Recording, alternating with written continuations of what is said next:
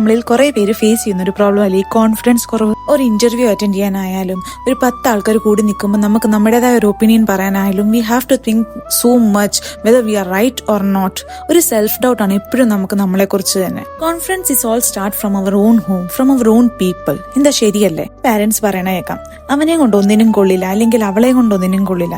ഇതായത് എങ്ങനെയാണ്? ഈ over protecting parenting is wrong if I say with my own experience. കാരണം ഈ പ്രൊട്ടക്ഷൻ കൂടി പോയിട്ടുണ്ടല്ലോ, നമ്മളെ എങ്ങും അവർ ഒറ്റയ്ക്ക് വിടൂല. നമുക്ക് നമ്മുടേതായ സ്വന്തം കാര്യങ്ങൾ നമ്മൾ ചെയ്യാൻ വിടൂല. കോളേജ് ആയാലും ഓഫീസ് ആയാലും കഴിവതും നമ്മുടെ വീടിന് അടുത്തേക്കുള്ളത് അവർ പ്രിഫർ ചെയ്യാൻ സമ്മതിക്കുള്ളൂ. കാരണം വീട് വിട്ട് നിന്ന് കഴിഞ്ഞാൽ how you will survive they will not know. എന്നിട്ട് നമ്മുടെ കൂടെ പഠിച്ചവർ കുറെ കഴിയുമ്പോഴത്തേക്ക് എന്തെങ്കിലുമൊക്കെ അവർ കുറെ നല്ല കാര്യങ്ങൾ ചെയ്യുമ്പോഴത്തേക്ക് അവിടെ തുടങ്ങും നമ്മുടെ വീട്ടിലെ കമ്പാരിസൺ. അവളെ കണ്ടുപടി അല്ലെ അവനെ കണ്ടുപടിക്കും. ബട്ട് ദേ നെവർ തിങ്ക് അവരെങ്ങനെയാണ് ജീവിച്ചു വന്നത്, എന്തെല്ലാമാണ് അവർക്ക് കിട്ടിയത്, എന്തെല്ലാം അവർക്ക് സപ്പോർട്ടാണ് കിട്ടിയത്. They never know that. ഈ ഓവർ പ്രൊട്ടക്ടിങ് ആയി ഇരിക്കുമ്പോൾ തന്നെ നമുക്ക് നമ്മുടെ പാരന്റ്സിനെ ഒരിക്കലും കുറ്റം പറയാൻ പറ്റില്ല. ബിക്കോസ് അവർ വളർന്നു വന്ന സാഹചര്യം അതാണ്.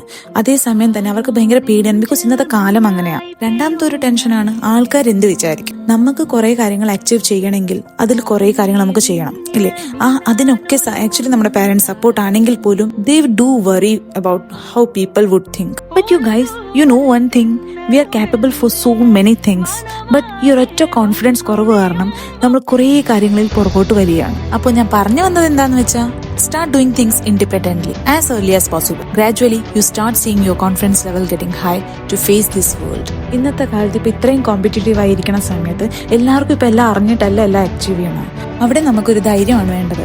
നമുക്കറിയാവുന്ന കാര്യങ്ങൾ സെൽഫ് ഡൗട്ട് ഇല്ലാതെ സംസാരിക്കാൻ കഴിയണം. അവിടെ തുടങ്ങും നമ്മുടെ വിജയത്തിന്റെ ഫസ്റ്റ് സ്റ്റെപ്പ്.